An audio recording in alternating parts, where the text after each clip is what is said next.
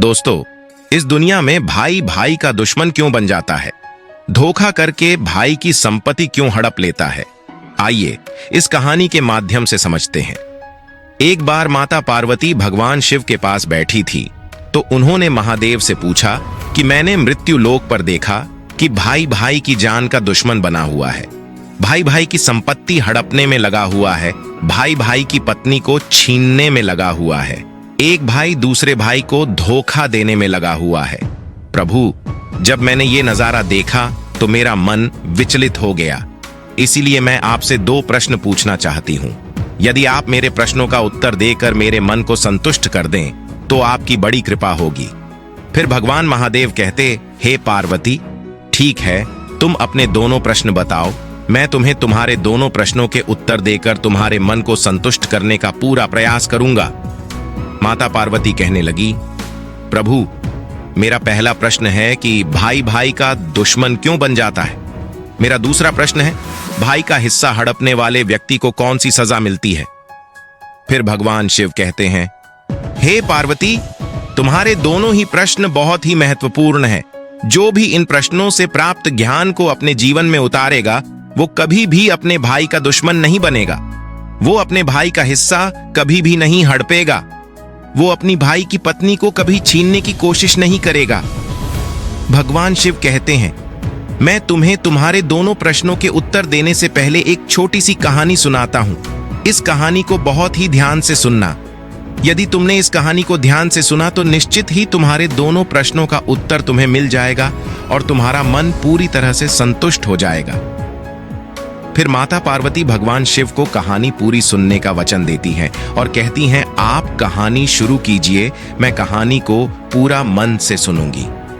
दोस्तों, तो कहानी शुरू करने से पहले मेरा आप सभी से अनुरोध है कि आप हमारी कहानी में खो जाएं, उससे पहले हमारे चैनल को सब्सक्राइब करके बेल आइकन अवश्य दबा लें, जिससे हमारी हर वीडियो का नोटिफिकेशन सबसे पहले आप तक पहुंच सके और आप हमारी हर वीडियो से प्राप्त ज्ञान को अपने जीवन में उतार सके। तो ले कहानी शुरू करते हैं।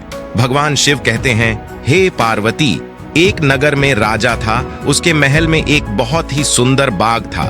उस बाग में तरह तरह के फूलों के पौधे और अनेक प्रकार के मीठे फलों के पेड़ थे।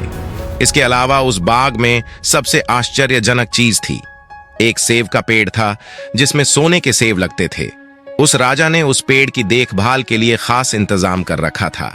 जब इसके फल पकते थे तो चौकीदार रात दिन उस पेड़ का पहरा दिया करते थे ताकि कोई सोने का सेब चुरा ना सके।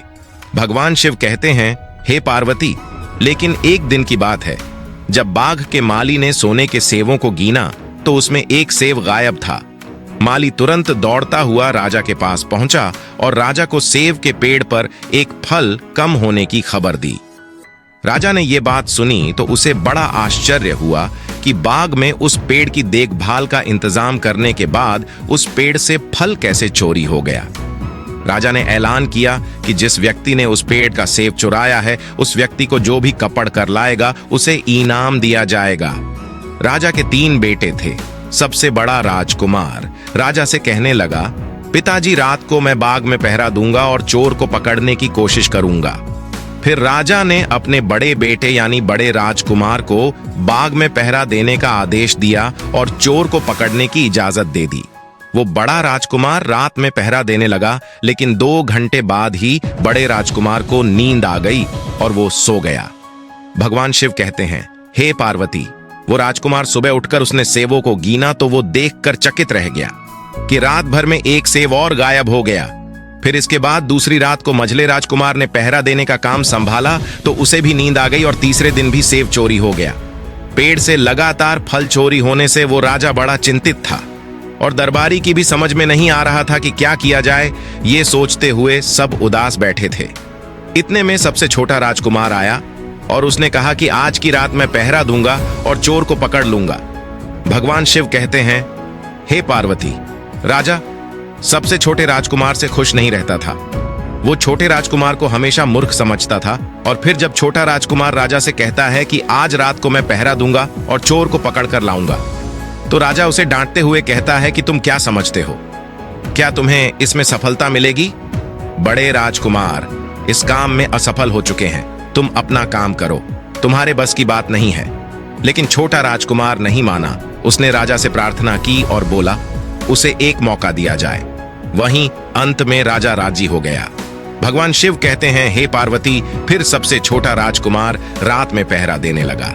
उसने तय किया कि वो किसी भी हालत में नहीं सोएगा और चोर को जरूर पकड़ेगा। वही जब आधी रात हुई और रात के 12 बजे का समय हुआ तो राजकुमार ने देखा कि एक सुंदर सोने की चिड़िया कहीं से उड़ती हुई आई और सेब के पेड़ पर बैठ गई।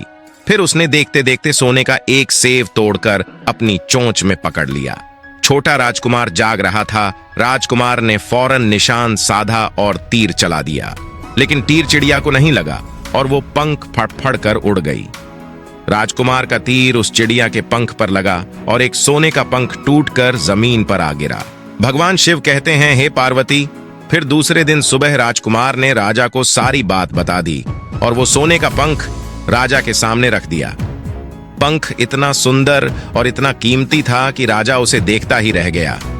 राजा ने कहा, अगर उस चिड़िया का एक पंख इतना सुंदर है तो चिड़िया कितनी सुंदर होगी। मैं चाहता हूं कि उस चिड़िया को पकड़ कर लाओ। भगवान शिव कहते हैं, हे पार्वती, फिर सबसे पहले बड़ा राजकुमार इस काम के लिए रवाना हुआ और चलते चलते एक जंगल में पहुंचा। वहां उसने एक लोमड़ी को एक पेड़ के नीचे आराम करते देखा। फिर राजकुमार ने शिकार के लिए मौका देखकर तीर अपने धनुष पर चढ़ा लिया। वो तीर छोड़ते ही वाला था कि लोमड़ी ने चिल्लाकर कहा, राजकुमार, मुझे मत मारो। मुझे पता है कि तुम सोने की चिड़िया की खोज में निकले हो। तुम मेरी राय मानो तो तुम्हारा काम जल्द ही पूरा हो जाएगा। तुम इसी रास्ते से सीधे चले जाओ। शाम होने पर तुम एक गांव में पहुंचोगे। वहां तुम्हें आमने सामने 2 सराय मिलेगी। वहीं एक सराय खूब सजी सजाई और दूसरी सराय बहुत ही भद्दी दिखाई देगी। तुम एक काम करना, जो सराय बहुत सजी सजाई दिखाई दे, सुंदर सी दिखाई दे, तुम उसके अंदर मत जाना। यदि तुम ऐसा करोगे तो तुम्हारा काम बहुत ही आसानी से हो जाएगा। भगवान शिव कहते हैं, हे पार्वती, वो लोमड़ी की बात सुनकर बड़े राजकुमार को हंसी आ गई और उसने चिल्लाकर कहा, भाग जा, यहां से मुझे तेरी सलाह की जरूरत नहीं है। और ऐसा कहकर बड़े राजकुमार ने लोमड़ी पर तीर छोड़ दिया। लेकिन लोमड़ी बहुत चालाक थी, वो बचकर भाग गई। बड़ा राजकुमार आगे चला गया। शाम को जब एक गांव में पहुंचा तो उसने देखा कि सड़क के किनारे सचमुच में 2 सराय थी। उसमें से एक सराय सजी सजाई थी और उसके अंदर से लोगों के नाचने गाने की आवाज आ रही थी। वहीं दूसरी सराय बहुत भद्दी थी और वहां अंधेरा था। राजकुमार ने लोमड़ी की बात पर गौर नहीं किया और राजकुमार सजी सजाई सराय में ठहर गया। थोड़ी देर में वो भूल गया कि वो असल में सोने की चिड़िया की खोज में निकला था, क्योंकि जो सजी सजाई सराय के अंदर जो भी व्यक्ति जाता था वो अपने जिस काम के लिए आता था उस काम को भूल जाता था। इसीलिए राजकुमार भी उस चिड़िया के बारे में भूल गया। जब काफी समय बीत गया और बड़ा राजकुमार नहीं लौटा तो मझला राजकुमार सोने की चिड़िया की खोज में चल पड़ा। वो भी उसी तरह चलते चलते जंगल में पहुंचा तो वही लोमड़ी उसे भी मिली और फिर उसी लोमड़ी ने मझरे राजकुमार को भी वही बात बताई जो बड़े राजकुमार को बताई थी। मगर मझरे राजकुमार ने भी उस लोमड़ी की बात पर कोई ध्यान नहीं दिया। जब शाम को वो उस गांव में पहुंचा तो बड़े राजकुमार की तरह सजी सगाई सराय में ठहर गया और वहां के नाच गान के रंग में मस्त होकर वो भी अपना काम भूल गया। यहां तक कि उसे घर लौटने की भी सुध नहीं रही। भगवान शिव कहते हैं, हे पार्वती, अंत में सबसे छोटे राजकुमार ने राजा से कहा कि मैं सोने की चिड़िया की खोज में जाऊंगा। तो राजा को विश्वास नहीं हुआ और वो कहने लगा, जब उससे बड़े दोनों राजकुमार इस काम में सफल नहीं हुए तो तुझे सफलता कैसे मिल सकेगी। लेकिन छोटे राजकुमार ने जिद की और उसके जिद करने पर राजा ने अपने छोटे राजकुमार को इजाजत दे दी। भगवान शिव कहते हैं, हे पार्वती, वो छोटा राजकुमार तैयार होकर सोने की चिड़िया की खोज में निकला गया। वो भी चलते चलते जंगल में पहुंच गया। उसे भी लोमड़ी मिली। राजकुमार ने लोमड़ी की बात को ध्यान से सुना तो लोमड़ी से कहा, ठीक है, तुम जैसा कहती हो मैं वैसा ही करूंगा। राजकुमार लोमड़ी से कहता है, अब तुम जाओ, मैं तुम्हें नहीं मारूंगा। छोटे राजकुमार की बात सुनकर के वो लोमड़ी खुश होकर बोली, तुम सबसे अच्छे लड़के मालूम पड़ते हो। तुमने मेरी बात का मजाक नहीं बनाया और मुझ पर तीर नहीं चलाया। मैं तुमसे बहुत खुश हूं और मैं तुम्हारी मदद करूंगी। तुम एक काम करो, आओ तुम मेरी पूंछ पर बैठ जाओ, मैं तुम्हें उस सराय तक पहुंचा देता हूं। जिस सराय में तुम्हें रुकना है, और वहां से तुम्हारा काम बहुत ही आसान हो जाएगा। वहीं देखते देखते उस लोमड़ी की पूंछ काफी बड़ी हो गई और राजकुमार उस पर बैठ गया। उसके बैठते ही लोमड़ी हवा में उड़ने लगी और थोड़ी ही देर में मैदानों और पहाड़ों को पार करके उस गांव में जा पहुंची। वहीं राजकुमार ने उस लोमड़ी की सलाह को मानकर छोटी और पुरानी सराय में ही अपना डेरा डाल दिया। वो सजी सजाई सराय में नहीं गया और उस दूसरी सजी सजाई सराय से काफी दूर रहा। भगवान शिव कहते हैं, हे पार्वती, फिर दूसरे दिन सुबह उठ करके जब वो आगे बढ़ा तो कुछ दूर चलने पर उसे वो लोमड़ी फिर से रास्ते में मिल गई। लोमड़ी ने उससे कहा, अब मैं तुम्हें बताती हूं कि आगे तुम्हें क्या करना है। लोमड़ी ने कहा, तुम सीधे चलो, आगे चलने पर तुम्हें एक बहुत बड़ा किला मिलेगा जिस पर सिपाही पहरा देते होंगे। तुम सिपाहियों से डरना नहीं और सीधे अंदर चले जाना, क्योंकि उस समय वो सिपाही सो रहे होंगे, और तुम बेधड़क होकर किले में घुसते जाना और उनके कमरों को पार करते हुए उस जगह पर पहुंच जाना जहां लकड़ी के एक मामूली पिंजरे में सोने की चिड़िया बंद होगी, और वहां पर पहुंच करके तुम चिड़िया को पिंजरे से सहित उठाकर किले से बाहर ले आना। लेकिन एक बात याद रखना, चिड़िया के पिंजरे के पास ही एक बहुत सुंदर सा सोने का पिंजरा भी तुम्हें दिखाई देगा। तुम भूल कर भी उस सोने की चिड़िया को उस सोने के पिंजरे में मत रखना। तुम उसमें रखने की कोशिश करोगे तो बाद में पछताओगे। और फिर ऐसा कहकर लोमड़ी ने राजकुमार को फिर से अपनी पूंछ पर बिठाया और थोड़ी ही देर में उस किले के पास पहुंचा दिया। भगवान शिव कहते हैं, हे पार्वती, अब राजकुमार ने किले के पास जाकर देखा कि सचमुच उसके पहरेदार सो रहे थे, और फिर छोटा राजकुमार बिना डरे हुए सीधा महल में घुस गया और थोड़ी ही देर के बाद उस कमरे में जा पहुंचा जहां सोने की चिड़िया एक पिंजरे में बैठी हुई थी। उस पिंजरे के पास ही सोने के 3 सेव पड़े हुए थे। फिर तो उन तीनों सेवों को देखकर राजकुमार ने फौरन पहचान लिया कि ये तीनों सोने के सेव उसके पिता के बाग के ही हैं। वहीं सोने की चिड़िया इतनी सुंदर थी कि राजकुमार उस चिड़िया को देखता ही रह गया, और वो उस चिड़िया को उठाकर लाने ही वाला था कि उसकी नजर पास ही पड़े एक सुंदर से पिंजरे पर पड़ गई। वो पिंजरा बहुत ही सुंदर था और उसमें तरह तरह के कीमती पत्थर जड़े हुए थे। और फिर उस सुंदर सोने के पिंजरे को देखकर छोटे राजकुमार के मन में लालच आ गया और उसने सोने की चिड़िया के लिए वही पिंजरा ठीक समझा, और राजकुमार लोमड़ी की बात को भूल गया कि उसने सोने के पिंजरे को छूने के लिए मना किया था। मगर राजकुमार लोमड़ी की बात भूलकर और उसने सोने की चिड़िया को लकड़ी के पिंजरे से निकालकर उस सोने के पिंजरे में बंद कर दिया।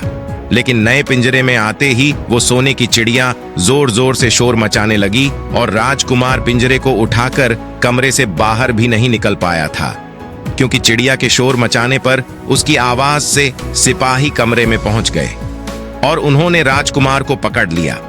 भगवान शिव कहते हैं, हे पार्वती, फिर राजकुमार को अपनी भूल का पता चला। उसे याद आया कि लोमड़ी ने उसे क्या कहा था, लेकिन अब क्या हो सकता था। सिपाही उस छोटे राजकुमार को पकड़कर राजा के दरबार में ले गए। वहीं राजा के पूछने पर राजकुमार ने सारी बात राजा को बता दी। फिर राजकुमार की बात को सुनकर राजा ने कहा, तुम मेरे महल में चोरी करने के लिए घुसे थे, मैं तुमको माफ नहीं कर सकता। तुम्हें फांसी की सजा दी जाएगी, लेकिन मैं तुम्हें एक मौका दे सकता हूं। अगर तुम मेरे लिए सोने का घोड़ा लाकर दो तो मैं तुम्हें ना सिर्फ छोड़ दूंगा बल्कि सोने की चिड़िया भी तुमको दे दूंगा। वहीं राजकुमार को अपनी जान बचाने के लिए राजा की शर्त माननी पड़ी और वो सोने के घोड़े की तलाश में निकल पड़ा। वो किले के बाहर जाने पर छोटे राजकुमार ने देखा कि लोमड़ी उसका इंतजार कर रही है, और फिर उसने लोमड़ी को सारी बातें बताई। तो लोमड़ी ने निराश होते हुए कहा कि मैं अब तुम्हारी कोई मदद नहीं करूंगी। तुमने मेरे कहने के अनुसार काम नहीं किया। मैंने जिस तरह से कहा था, अगर तुम उस तरह से काम करते तो मुसीबत में नहीं फंसते और सोने की चिड़िया भी तुम्हारे हाथ में होती। भगवान शिव कहते हैं, हे पार्वती, वो राजकुमार बोला, मुझे माफ कर दो, मुझसे गलती हो गई। मेरा काम तुम्हारी सहायता के बिना नहीं चलेगा। मुझे राजा ने सोने का घोड़ा लाने के लिए कहा है, वरना वो मुझे फांसी पर चढ़ा देगा। वो राजकुमार की बात को सुनकर लोमड़ी ने कहा, खैर, मैं तुम्हें माफ करती हूं। अब तुम ऐसा करो, मेरी पूंछ पर बैठ जाओ। फिर लोमड़ी कहने लगी, चले चलो, कुछ दूर जाने पर तुम्हें एक दूसरा किला मिलेगा। इस किले की घुड़साल में तुम्हें सोने का घोड़ा बंधा हुआ मिलेगा। महल के नौकर चाकर सब सो रहे होंगे। तुम चुपचाप जाना और घोड़े को खोल लेना। लेकिन एक बात याद रखना, वहां घोड़े के पास में ही घोड़े पर कसने के लिए 2 जीण रखी होगी।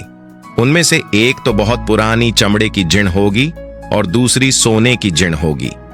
तुम सोने की जीण को छूना भी मत और उस घोड़े पर पुरानी चमड़े की जीण को कसकर सवार हो जाना और उसे दौड़ाते हुए किले से बाहर चले आना। वहीं लोमड़ी की बात सुनकर छोटे राजकुमार ने वादा किया कि वो ठीक वैसा ही करेगा। और फिर लोमड़ी ने उस छोटे राजकुमार को अपनी पूंछ पर बैठाया और कुछ ही देर में उस किले के पास पहुंचा दिया। वहीं किले के पास पहुंचते ही लोमड़ी ने राजकुमार को उतारा और फिर वहां से चली गई। राजकुमार सीधा फटाक से किले में घुस गया। अंदर जाकर उसने देखा कि वहां के सभी नौकर चाकर सोए हुए थे और फिर थोड़ी ही देर में वो किले की घुड़साल में पहुंच गया। राजकुमार ने पास जाकर देखा तो वो घोड़ा सचमुच सोने का था। ऐसा सुंदर घोड़ा उसने सपने में भी नहीं देखा था। राजकुमार ने आगे बढ़कर उस सोने के घोड़े को खोल लिया। जो वो बाहर निकलने लगा तो उसकी नजर एक कोने में पड़ी सोने की झिण पर पड़ी। वो झिण बहुत ही सुंदर थी, उसमें हीरे मोती जुड़े हुए थे। उसके पास ही एक फटी पुरानी चमड़े की झिण पड़ी हुई थी। वो राजकुमार सोचने लगा कि इतने सुंदर घोड़े पर ये पुराने चमड़े की झिण कासना राजकुमार को शोभा नहीं देगा। और फिर ऐसा सोच करके वो राजकुमार सोने की झिण को उठा लेता है और घोड़े पर कसना शुरू कर देता है। फिर जैसे ही घोड़े की पीठ पर वो सोने की झिण को कसता है, वैसे ही घोड़ा जोर जोर से हिनाने लगा और किले के नौकर चाकर जाग जाते हैं। वहीं थोड़ी ही देर में राजकुमार को पकड़ लिया जाता है। भगवान शिव कहते हैं, हे पार्वती। राजकुमार को सिपाहियों ने हाथ बांधकर अपने राजा के सामने पेश किया। राजकुमार की सारी बातें राजा ने सुनकर कहा, तुमने मेरे घोड़े को चुराने की कोशिश की है, इसलिए तुम्हें फांसी की सजा दी जाएगी। लेकिन अगर तुम मेरा एक काम कर दो तो मैं तुम्हें छोड़ सकता हूं। फिर राजकुमार ने कहा, आप महाराज बताओ, मैं आपका हर काम करने को तैयार हूं। तो राजा ने कहा, यहां से कुछ ही दूरी पर एक महल है, उसमें बहुत सुंदर राजकुमारी रहती है। अगर तुम अपनी जान बचाना चाहते हो तो उस राजकुमारी को मेरे पास लेकर आओ। यदि तुम ऐसा कर दोगे तो मैं तुम्हें इनाम में ये सोने का घोड़ा दे दूंगा। भगवान शिव कहते हैं, हे पार्वती, बेचारा राजकुमार वो फिर से एक नई मुसीबत में फंस गया। उसे मजबूर होकर राजा की शर्त माननी पड़ी। अब वो सोने के महल की खोज में निकला पड़ा। कुछ दूर चलने पर उसे वो लोमड़ी फिर मिल गई। पता नहीं उस लोमड़ी को सारी बातें कैसे मालूम हो गई थीं और वो कहने लगी, देखा तुमने, इस बार भी मेरी बात नहीं मानी।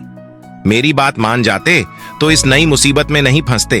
खैर, मुझे तुम पर दया आ रही है, मैं तुम्हारी मदद फिर करूंगी। चलो, तुमको सोने के महल के पास पहुंचा देती हूं। तुम महल के बाहर ही कहीं पर छुपे रहना।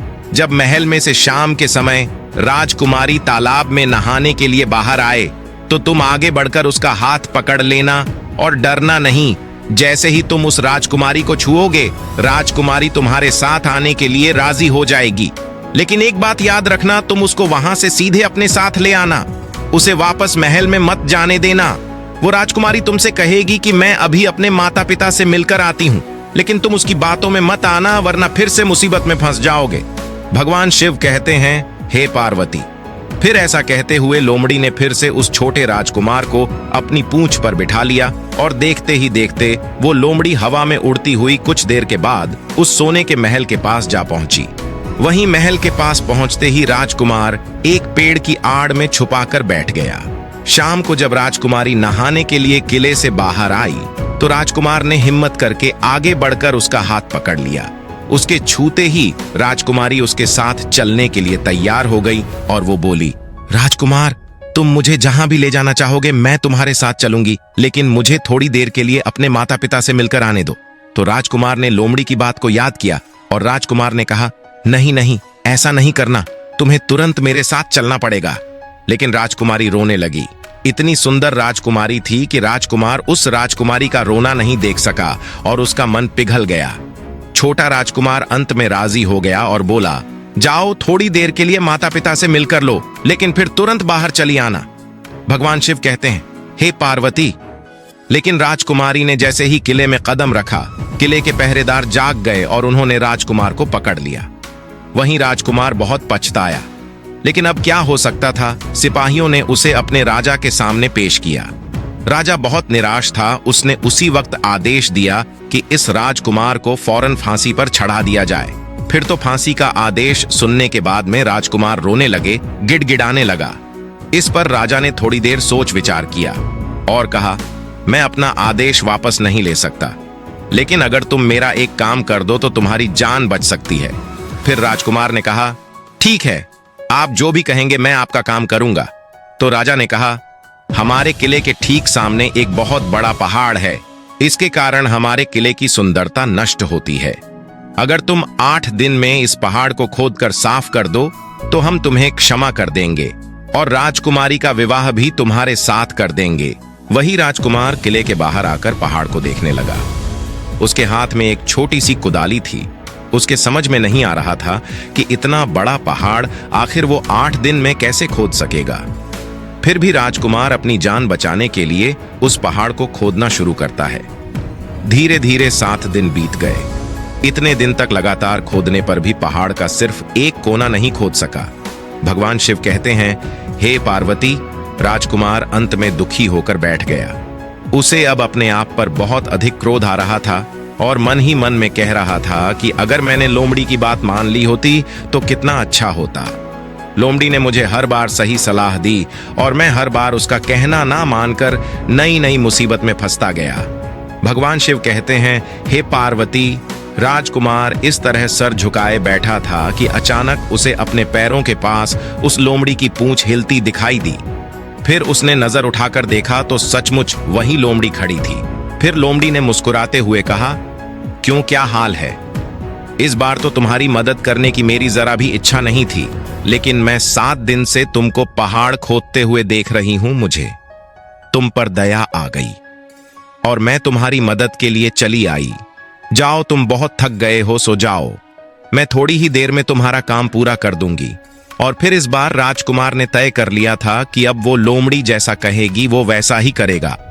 और फिर चुपचाप उठ करके वो राजकुमार एक तरफ सोने के लिए चला गया। वहीं थोड़ी ही देर में राजकुमार को नींद आ गई और सुबह जब वो सो करके उठा तो उसे अपनी आंखों पर विश्वास नहीं हो रहा था। वहां कहीं भी पहाड़ का नामो निशान नहीं था और महल का सुंदर दृश्य दिखाई दे रहा था। फिर तो राजकुमार सीधा राजा के पास पहुंचा। राजा उसके काम से बहुत खुश था। उसने तुरंत ही अपने वादे के अनुसार राजकुमारी के साथ उसका विवाह कर दिया। जब राजकुमार उस सुंदर राजकुमारी के साथ में कुछ दूर चला तो उसे रास्ते में फिर वही लोमड़ी मिली। लोमड़ी कहने लगी, बधाई हो राजकुमार, राजकुमारी के साथ तुम्हें देख करके मुझे बड़ी खुशी हो रही है, लेकिन अब तुम्हें सोने का घोड़ा और सोने की चिड़िया भी प्राप्त करनी चाहिए, क्योंकि वे दोनों चीज तुम्हारे ही लायक है और तुम उन्हें आसानी से प्राप्त कर सकते हो। भगवान शिव कहते हैं, हे पार्वती। फिर राजकुमार बोला, लेकिन भला मुझे सोने का घोड़ा और सोने की चिड़िया कैसे मिल सकती है? मैं तो इस राजकुमारी को भी उस राजा के लिए लेकर जा रहा हूं जिसने राजकुमारी के बदले में मेरी जान बख्शी थी। फिर लोमड़ी कहने लगी, नहीं राजकुमार, तुम ऐसा काम कभी मत करना। इस राजकुमारी के साथ में तुम्हारा विवाह हुआ है, अब ये सिर्फ तुम्हारी है। अगर तुम मेरे कहने के अनुसार काम करो तो तुम्हें सोने का घोड़ा और सोने की चिड़िया भी मिल जाएगी। तुम सबसे पहले इस राजकुमारी को लेकर सोने के घोड़े वाले राजा के पास जाओ। राजा जब राजकुमारी को देखेगा तो खुश हो जाएगा और खुश होकर वो तुमको सोने का घोड़ा दे देगा। फिर तुम घोड़े पर सवार हो जाना और सवार होकर के सबसे विदा लेना। वहीं राजकुमारी से तुम बाद में विदा लेना। और जैसे ही तुम राजकुमारी के पास पहुंचो तो तुम हाथ पकड़कर घोड़े के ऊपर खींच लेना और घोड़े को दौड़ा देना, क्योंकि सोने का घोड़ा इतना तेज दौड़ता है कि दुनिया का तेज से तेज घोड़ा भी उसकी बराबरी नहीं कर सकता है। जाओ, तुम पहले इतना काम पूरा करो, इसके बाद आगे क्या करना है बाद का काम मैं बाद में बताऊंगी। जब तुम घोड़ा और राजकुमारी को लेकर आओगे तो तुम्हें वहां आगे मैं रास्ते में फिर मिलूंगी। भगवान शिव कहते हैं, हे पार्वती, राजकुमार ने ठीक वैसा ही किया जैसा लोमड़ी ने उससे कहा था। जब सोने के घोड़े वाले राजा ने खुश होकर उसे इनाम में सोने का घोड़ा दिया तो राजकुमार उस पर सवार हो गया और सबसे विदा लेने लगा। अंत में वो राजकुमार राजकुमारी को उठाकर घोड़े पर बैठाकर घोड़े को तेजी से उड़ाता हुआ किले से बहुत दूर निकल गया। वहीं रास्ते में एक पेड़ के नीचे लोमड़ी उसका इंतजार कर रही थी और उसे देखकर लोमड़ी बोली, शाबाश, अब तुम सोने की चिड़िया भी प्राप्त कर लो। जब तुम सोने की चिड़िया वाले राजा के पास पहुंचोगे तो वो इस घोड़े को देख करके बहुत ही खुश होगा। तो तुम उससे कहना कि पहले सोने की चिड़िया का पिंजरा मेरे हाथ में दे दो, तब मैं ये घोड़ा तुमको दूंगा। फिर जैसे ही राजा जब वो पिंजरा तुम्हारे पास लाए तो तुम पिंजरा उसके हाथ से छीन लेना और घोड़े को दौड़ा देना। बस ऐसे चिड़िया तुमको मिल जाएगी और कोई तुम्हें पकड़ भी नहीं सकेगा। भगवान शिव कहते हैं, हे पार्वती, इस बार भी राजकुमार ने ठीक वैसा ही किया जैसा लोमड़ी ने बताया था, और वो राजकुमारी के साथ ही घोड़े पर बैठा रहा। और जब राजा ने उसके हाथ में सोने की चिड़िया का पिंजरा दिया तो उसने तुरंत घोड़े को वहां से भगा दिया। सोने का घोड़ा हवा से बातें करने लगा। वहीं कुछ दूर चलने पर लोमड़ी फिर उसे मिल गई। राजकुमार ने उससे कहा, तुमने मेरी बहुत बड़ी मदद की है। तुम्हारी वजह से मुझे न सिर्फ सोने की चिड़िया मिली बल्कि सोने का घोड़ा और इतनी सुंदर राजकुमारी भी मिल गई। बताओ मैं तुम्हें क्या इनाम दूं?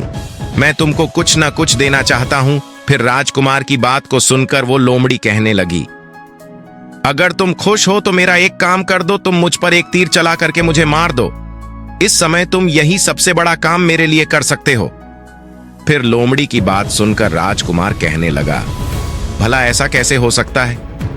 तुमने मेरी इतनी मदद की है और मैं बदले में तुम्हें मार दूं? ऐसा कभी नहीं कर सकता। फिर तो ऐसा सुनकर के वो लोमड़ी बहुत दुखी हुई और बोली, अगर तुम मेरा ये काम नहीं कर सकते हो तो फिर ठीक है, जाओ। लेकिन जाने से पहले तुम्हारी भलाई के लिए मैं तुम्हें दो बातें बता रही हूं।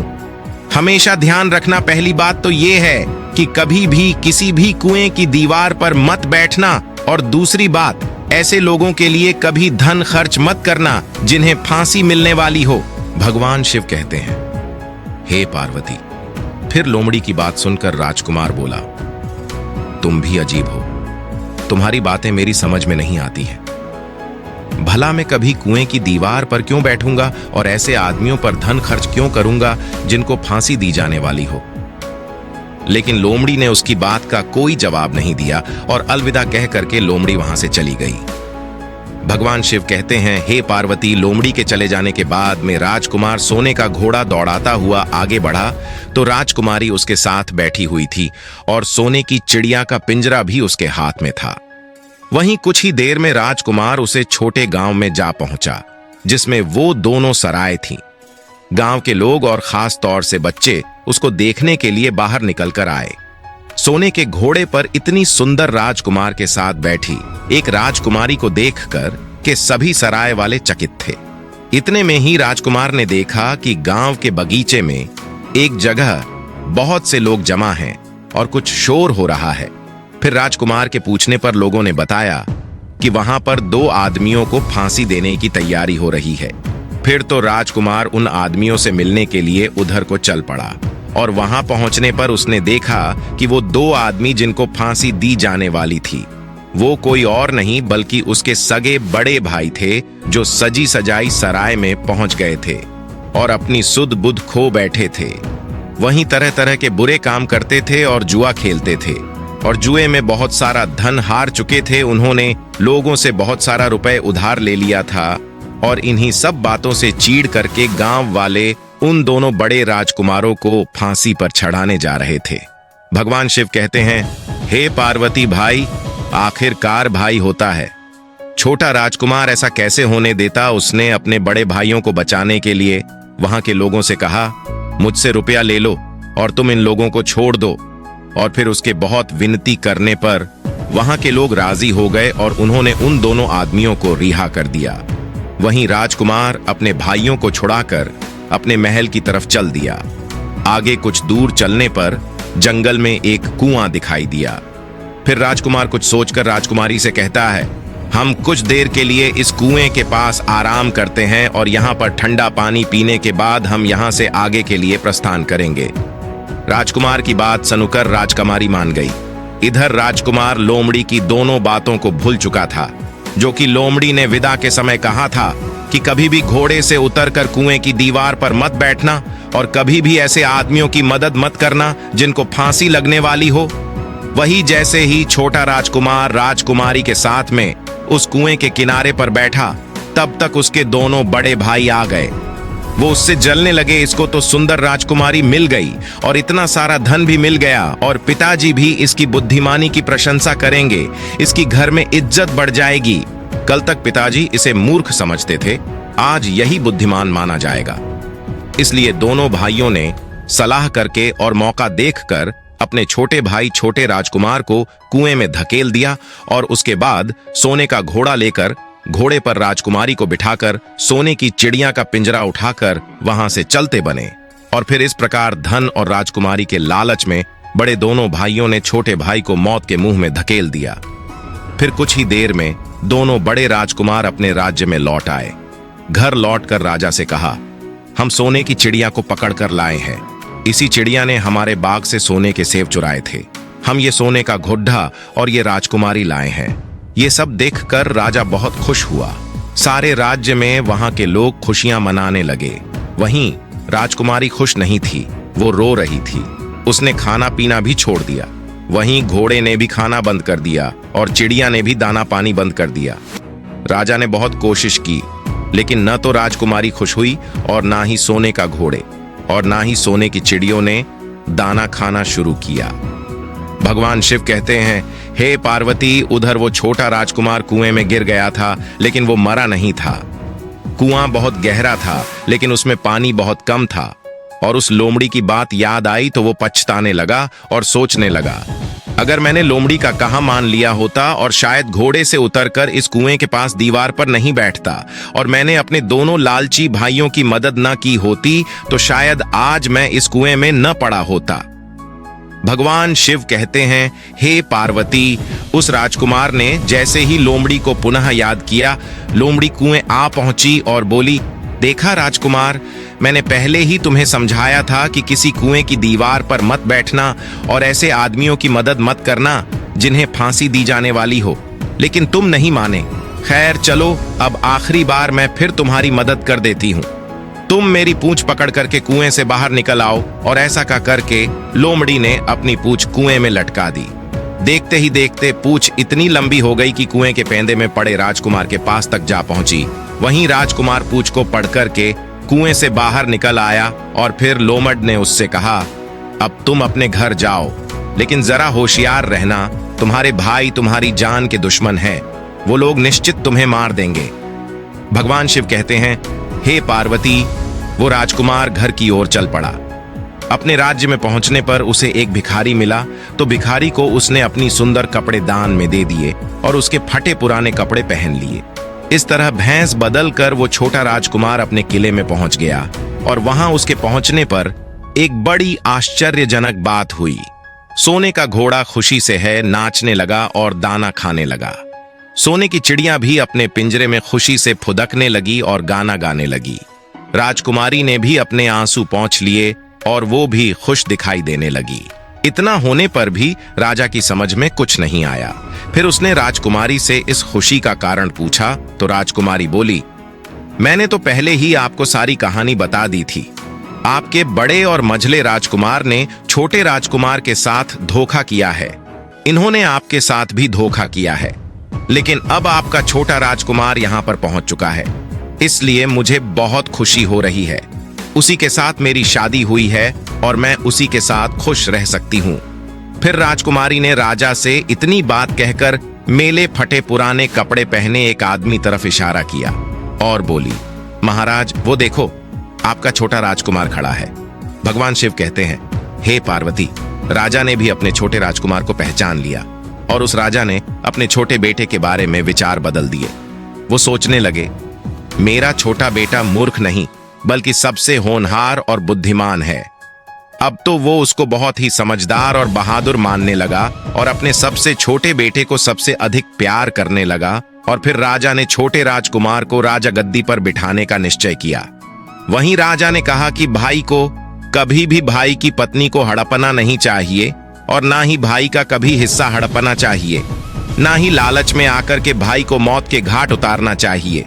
जो भी भाई अपने भाई के साथ में ऐसा करता है उसे दंडित अवश्य किया जाना चाहिए। राजा कहता है कि बड़े और मझले राजकुमार ने अपने छोटे भाई को ही धोखा नहीं दिया बल्कि राजा को भी धोखा दिया है। इससे राजा अपने बड़े राजकुमारों से बहुत नाराज था और फिर उसने दोनों बड़े राजकुमारों को सजा देने का ऐलान किया और अपने राज्य से हमेशा के लिए निकलवा दिया। और राजा कहने लगा, जो भाई भाई की पत्नी को छीनता है, जो भाई के साथ में गलत व्यवहार करता है, जो भाई के धन को हड़पता है, ऐसे भाई को हमेशा के लिए घर से बेघर होना पड़ता है। यही विधि का विधान है। भगवान शिव कहते हैं, हे पार्वती, जब राजा ने अपने दोनों बड़े राजकुमारों को राज्य से हमेशा के लिए निकलवा दिया, उसके बाद में बड़ी धूमधाम के साथ राजकुमारी के साथ राजकुमार का विवाह किया और फिर छोटा राजकुमार राजकुमारी के साथ में सुखी से रहने लगा। वो छोटा राजकुमार उस लोमड़ी को नहीं भूला था जिसने उसकी सहायता की थी और एक दिन समय निकालकर वो जंगल में उस लोमड़ी की खोज में निकला। बहुत ढूंढने के बाद में एक पेड़ के खोखले भाग में उसने उस लोमड़ी को चुपचाप बैठा हुआ देखा। लोमड़ी बहुत उदास थी और पहले से बहुत ज्यादा कमजोर हो गई थी। राजकुमार को देखते ही लोमड़ी ने उसे पहचान लिया और कहा, आओ राजकुमार, आज इधर कैसे आना हुआ? तो राजकुमार ने कहा, मैं आज तुम्हें ही ढूंढने के लिए आया हूं। चलो मेरे बाग में आराम से रहना, वहां तुम्हें किसी तरह की तकलीफ नहीं होगी। यहां तो जंगल में तुम्हें खाने पीने की तकलीफ होती होगी और जंगली जानवरों और शिकारी का डर हमेशा बना रहता होगा। लोमड़ी ने कहा, नहीं राजकुमार, मैं यहां पर ठीक हूं और भला अब तुम्हें मेरे दुखों से क्या लेना देना? तुम्हारा काम निकल गया। अब तुम राजकुमारी के साथ में सुखपूर्वक अपने महल में राज करो। भगवान शिव कहते हैं, हे पार्वती। फिर लोमड़ी की बात सुनकर छोटा राजकुमार बोला, नहीं, तुमने मेरा बड़ा उपकार किया है। मैं तुम्हें इनाम देना चाहता हूं और अपने साथ ही रखना चाहता हूं। राजकुमारी भी बहुत खुश होगी, वो भी तुमसे मिलना चाहती है। तो लोमड़ी ने कहा, अगर तुम सचमुच मुझे इनाम देना चाहते हो तो मेरा एक काम कर दो। मैंने तुमसे पहले भी कहा था कि तुम तीर चलाकर मुझे मार दो, इसी से मेरा लाभ होगा। असल में मैं तुम्हें अपनी कहानी सुनाती हूं। एक जादूगर ने मुझ पर जादू कर रखा है। मैं लोमड़ी नहीं हूं, मुझे उसके जादू के प्रभाव से लोमड़ी के रूप में रहना पड़ रहा है। मैं तो इस देश का राजकुमार हूं जहां की राजकुमारी से तुम्हारा विवाह हुआ है। असल में वो राजकुमारी मेरी छोटी बहन है जिसके साथ में तुम्हारी शादी हुई है। अगर तुम तीर चलाकर मुझे मार दोगे तो मैं इस जादू के प्रभाव से मुक्त हो जाऊंगा और फिर से राजकुमार बनकर अपने देश लौट सकूंगा। वहीं छोटा राजकुमार इस बात को सुनकर एकदम से आश्चर्य में पड़ गया और फिर उसने फौरन अपने धनुष पर तीर चढ़ाया और लोमड़ी के ऊपर छोड़ दिया। तीर लगते ही वो लोमड़ी मर गई और उसमें से एक सुंदर सा राजकुमार निकल आया। फिर दोनों राजकुमार आपस में गले मिले और इसके बाद दोनों राजकुमार वापस महल में लौट आए। वहीं राजकुमारी अपने भाई से मिलकर बहुत ही खुश हुई। अंत में भगवान शिव कहते हैं, हे पार्वती, तुम्हारा पहला प्रश्न था कि भाई भाई का दुश्मन क्यों हो जाता है, तो समझ लो धन के लोभ में आकर व्यक्ति भाई जैसे पवित्र रिश्ते को भूल जाता है और धनवान होने के चक्कर में भाई भाई की हत्या कर देता है। मगर राजकुमार की भाइयों की तरह जो भाई ऐसा करता है, एक दिन उसका सर्वनाश हो जाता है। भगवान शिव कहते हैं, हे पार्वती, तुम्हारा दूसरा प्रश्न था भाई का हिस्सा हड़पने वाले व्यक्ति को कौन सी सजा मिलती है। तो समझ लो भाई का हिस्सा या उसकी पत्नी या उसका धन हड़पने वाले को व्यक्ति को घर से बेघर होना पड़ता है। जिस प्रकार राजकुमार के दोनों भाइयों को राजा ने राज्य से हमेशा के लिए निकाल दिया और वो घर से बेघर हो गए। इसलिए भाई जैसे पवित्र रिश्ते को कभी कलंकित नहीं करना चाहिए। भाई भाई के बीच में जहां प्रेम रहता है वो घर स्वर्ग के समान होता है। फिर तो माता पार्वती कहने लगी, प्रभु, आज की कहानी सुनकर के मेरा मन प्रफुल्लित हो गया। वास्तव में एक भाई को हमेशा दूसरे भाई की मदद करनी चाहिए, ना कि उसको बर्बाद करना चाहिए। तो मित्रों, यदि आपको भी अपने भाई से प्यार हो तो आप इस चैनल को सब्सक्राइब करें और भगवान शिव और पार्वती के लिए एक लायक करना ना भूलें।